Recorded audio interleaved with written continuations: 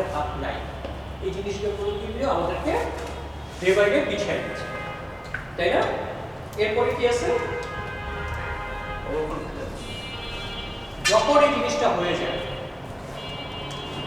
যখন আমি প্রায় সময় রোমানদের বকা দিই, আমি বকা দেওয়ার তো অনেক টাইমে আছে, স্যার আমি পড়া করবো না, খুবই স্বাভাবিক ব্যাপার। আজকের দিনটা যদি না হয়তো রোমান কবি বুঝতেই পারতো না যে স্টেট বোর্ডের প্রোগ্রাম আমি ঢাকা খাইতেই পারি। ও তো আমার বলছে স্যার আপনি টেনশন করেন না, আমি নামাজ পড়ে আপনার এখানে বসে। ওরা আমি বলছি সে স্যারের পরে আসছে, হ্যাঁ না সে আসছে আগে, কিন্তু লোকেশন খুঁজে পাচ্ছি। এই যে লোকেশন বুঝতে না পারাটা, খুঁজে না পাওয়াটা, ভাই তো ইচ্ছে করে নিশ্চয়ই আপনাদেরকে কষ্ট দেয়। আইসা দেখে হোয়াটি সাইনবোর্ড দেয়, আরে কিং ডায়মন্ড ফার্নিচার, কত সুন্দর নাম। এই আমি তো ওই মাথা থেকে বুঝতে বুঝতে ওই মাথায় দিয়ে ওই খুঁজে পাই, কিন্তু যেহেতু আমি জায়গাটা চিনি তাই আমার মনে হচ্ছে না বোধ হয় অতিরিক্ত চলে আসতেছে। আবার ব্যাক করে ধারণা অনুযায়ী আস্তে আস্তে বুঝছি যে যেমন আমি এত বুঝে দিচ্ছি। এটা অনেকের পক্ষে হয়তো সম্ভব নাও হতে পারে। এটাই কিন্তু মানে পারিপার্শ্বিকভাবে আপনি অনেক সময় ডিস্টার্ব, তাই না? তো এই জিনিসগুলো কখনো কখনো মানুষের কনফিডেন্ট, ওভার কনফিডেন্ট। যখন আপনি ওভার কনফিডেন্ট হবেন দেখবেন আপনি ফোকাস হারাবেন, এবং যখনই ফোকাস হারাবেন তখন আবার কোথায় যাবেন?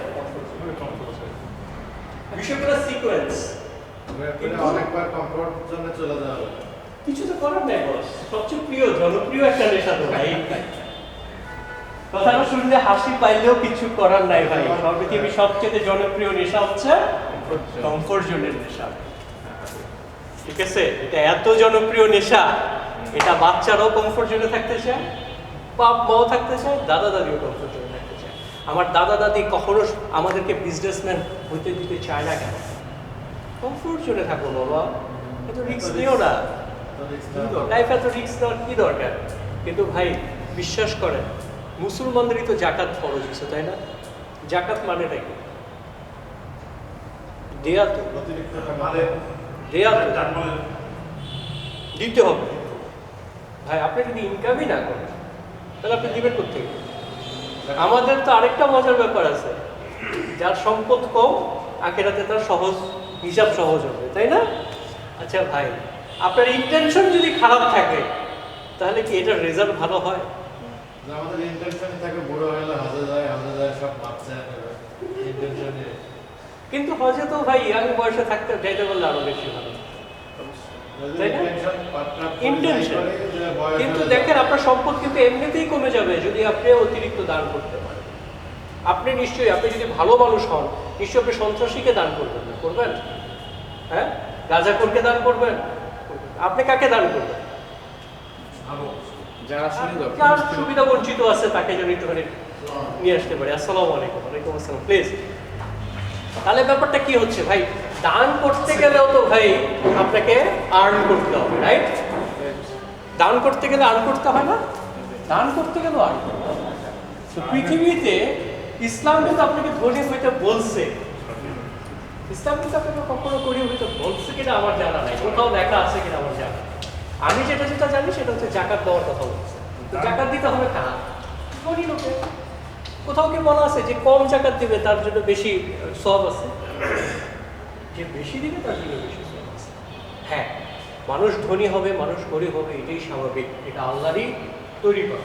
এখন আপনি আল্লাহর কাছে চাইতে পারেন না, এটা তো দায়টা নিশ্চয়ই আপনি আল্লাহকে দিয়ে রাখবেন, তাই না? এর পরের পয়েন্টটা কি আছে? সো এটা আশা করি আপনাদের কারোর মানে হওয়ার কথা না। কমফোর্ট জোন যারা করে আসছে তারা প্রত্যেকেই বোঝেন পৃথিবীতে সবচেয়ে ইম্পর্টেন্ট বিষয় হচ্ছে বিলিভ, দ্বিতীয়টাই হচ্ছে ডিসিপ্লিন। আপনার অনেক বিশ্বাস আছে, আল্লাহর প্রতি 100% বিশ্বাস আছে, ফজর নামাজ পড়তে পারে। আচ্ছা না, এরকম অনেকে এই বিলিভ কদিন থেকে, বরঞ্চ ফজর নামাজ যে রেগুলার করে সে জোহরের সময় বিরক্ত হয়ে যাবে, ভাই আপনার সাথে পরে কথা বলতে থাকে, নামাজটা পড়ে আসি তারপরে কথা। এটা হয় না? এটার নামই তো ডিসিপ্লিন। নামাজ তো এটা আমি যদিও না ইসলামিক স্কলার্স না, তারপর আমি একটা প্রশ্ন, এটা আশা করি সবাই এটা বোঝেন। নামাজ তো একবারেই সবগুলো অর্থ দিয়ে দিতে পারে, বুঝতে না? এটা আলাদা আলাদা করার কারণ কি? ডিসিপ্লিন ডিসিপ্লিনটা মেনটেন করে, টাইম ডিসিপ্লিন বলেন, সোশ্যালিটি ডিসিপ্লিন বলেন, কমিউনিটি ডিসিপ্লিন বলেন। সকালবেলা ফজরের নামাজের সময় ওনার পাশে দাঁড়ায় নামাজ পড়তেছি, জোহরে কিন্তু আমি ওনার পাশে নাও দাঁড়াবো, ওনার পাশে একই কমিউনিটিতে এটা হয় না? এটা তো একটা হযরত নামাজের পরিবেশন জোহরের সময় তার জানাজাও করা লাগবে। হতে পারে। সো তাহলে ফোকাসের লাস্ট ব্যাপারটা কি? যদি ডিসিপ্লিন ঠিক থাকে, বিলিভ যদি ঠিক থাকে, তাহলে ট্রান্সফরমেশন আসবে। কেউ যদি মনে করে থাকে যে না আমি আসলে চেষ্টা করতেছি কিন্তু হচ্ছে না, আমি আপনাদের শুধু বলবো ভাই 40 দিন টানা নামাজ 41তম দিনের দিন দেখবেন যে আমি কথা বলতেছি ওখানে আজান দিচ্ছে, আপনার আমার কথা ভালো লাগবে না, বলবেন যে চলেন স্যারকে নামাজটা শেষ করি।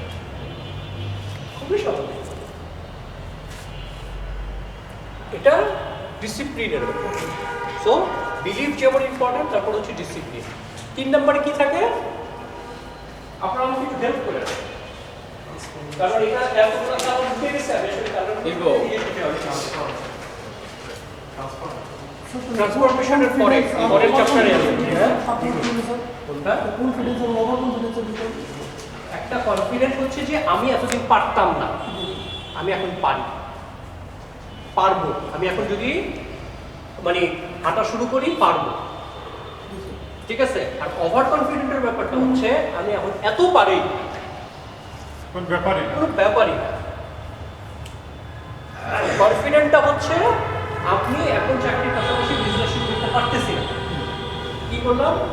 মানে ছোট একটা লোন নিয়েছি 2 লাখ টাকা, গ্রাম থেকে এক ভাইকে নিয়ে আসছি, তাই না? একটা ফলের দোকান দিয়ে বসছি, তার থেকে 2 লাখ টাকা, 2 লাখ টাকা প্রতি মাসে আমাকে 5,000 টাকা দিতে হচ্ছে, কম রিস্ক। যখন ফলের দোকানটা ব্যবসা শিখেই ফেলছেন, আরে আমি কিন্তু তো পারি, পাশের দোকানটাও নিয়ে দিয়ে দিলাম জুতার দোকান, তার পাশেরটা দিয়ে দিলাম চুরির দোকান। এই যে over confident. But confident people কি করে? Focus people are confident people যেটা করে সেটা হচ্ছে প্রথমে একটা ছোট একটা ফলের দোকান ছিল, এরপরে সে আরো কিছু, এরপরে সে ইম্পোর্ট করা শেখে, এরপরে ওই দেশে চাষ করা শেখে। ওভার কনফিডেন্সে যদি আপনি ধরে রাখতে না পারেন, তাহলে আপনাকে ডিসিপ্লিনে যেতেই পারবেন না। ওভার কনফিডেন্ট না থাকলে তো আবার ফোকাস নষ্ট করেই ফেলছে। ফুল ফোকাস ধরে রাখার চেইন আমি আপনাকে এটা দেখাচ্ছি। আপনি যখন ওভার কনফিডেন্টে চলে যাবেন, এখানে কনফিডেন্স যখন থাকে তখন আপনি স্কিল বাড়াই দেবেন। স্কিল বাড়ানোর সময় কি হবে? স্কিল হয়েছে, কেমন স্কিল হয়েছে? আমি নতুন বাজার চিনি, আপনি শুরু করার পর কি হচ্ছে? সরকারি একটা পরিবর্তন চলে আসছে, 5 মাস চলে আসছে, আপনার হাতে নাই, ঠিক আছে? ওইটাও যখন পার করে ফেলেন তখন আপনার একটা ওভার কনফিডেন্স চলে আসে। 5ই আগস্টের সময় আমার কেউ খাওয়াইতে পারে না, আমার কে তখন কেন হইলো? আবার ফোকাস নষ্ট হতে পারে। যদি আপনি এই লেভেলটা পার করে ফেলতে পারেন, যেটা ওভার কনফিডেন্টও আপনি মানে নিজে ফোকাস ধরে রাখতে পারছেন, এরপরে যাবেন আপনি ডিসিপ্লিনে, রেগুলার এটাকে চর্চা করতে হবে। ওভার কনফিডেন্ট যদি কনফিডেন্ট অবশ্যই ভালো, ওভার কনফিডেন্ট কখনোই ভালো না যদি আপনি এটা কন্ট্রোল করতে না পারেন। যারা কন্ট্রোল করতে পারে তারা এলন মাস্ক হয়, তারা আলিবাবার প্রতিষ্ঠাতা হয়। কারণ নর্মাল সেন্সে কি বলে যে সময় মানুষের ইন্টারনেট ছিল না, যে সময় মানুষের হাতে ইন্টারনেট অ্যাভেলেবেল না, যে ছেলেটা ইন্টারনেট স্কিল না, সে ছেলে বলতেছে সারা পৃথিবীতে তার কোডটা প্রচার করবে। এটাকে কনফিডেন্ট করবে না ওভার কনফিডেন্ট? যদি এটা না থাকতো তাহলে কি আলিবাবা হইতো না। বাট ও কিন্তু এটাকে কন্ট্রোল করতে পারছে। আমরা কন্ট্রোল না, আপনি যখন কন্ট্রোল করতে পারবেন না তখন আপনি ফোকাস নষ্ট হবে। গ্রামের পিছিয়ে তাদের সাথে ব্যবসা আরম্ভ করলো, তখন স্যার একটা ব্যবসাতে ফলে ব্যবসা সহযোগ করলো, সে আরেকটা ব্যবসা করেছে না বুঝে আরেকটা ব্যবসা আরম্ভ করে দিল। এটা তো স্যার ওভার কনফিডেন্ট হচ্ছে, এটা ওভার কনফিডেন্ট সেম। সে ফাইনাল ব্যবসাতে শুরু করে সে আরো কিনতে গেছে, এটাও ওভার কনফিডেন্টের জন্য আসছে। বাট ওই ওভার কনফিডেন্সটা ভালো যদি সে তার ট্র্যাকে থাকে, আর যদি ট্র্যাকে না থাকে এক্স্যাক্টলি তখন অ্যাকচুয়ালি আসলে ওভার তখন তার ফোকাস নষ্ট হয়ে যাবে, ফোকাসই তো অন্য জায়গায় ঘুরে যায়, ফোকাস নষ্ট হয়ে যাবে। ফোকাসটা এক জায়গায় থাকে না। ফল থেকে ছুরিতে গেলে সমস্যা হয়ে যায়। এটা যখন আপনি ওভার কনফিডেন্টটা যখন কন্ট্রোল করতে পারবেন, এবং সেটাকে আপনি ডিসিপ্লিনে নিয়ে আসেন। পুরো ডিসিপ্লিনের থ্রুতেই এটা কন্ট্রোল করতে হবে। তাই না? হ্যাঁ? এরপরের চ্যাপ্টারটা দেখেন, এটা খুব ইম্পর্টেন্ট একটা চ্যাপ্টার। এটা এমন একটা চ্যাপ্টার, এটা না থাকাও সমস্যা, থাকলেও সমস্যা। Same over confident.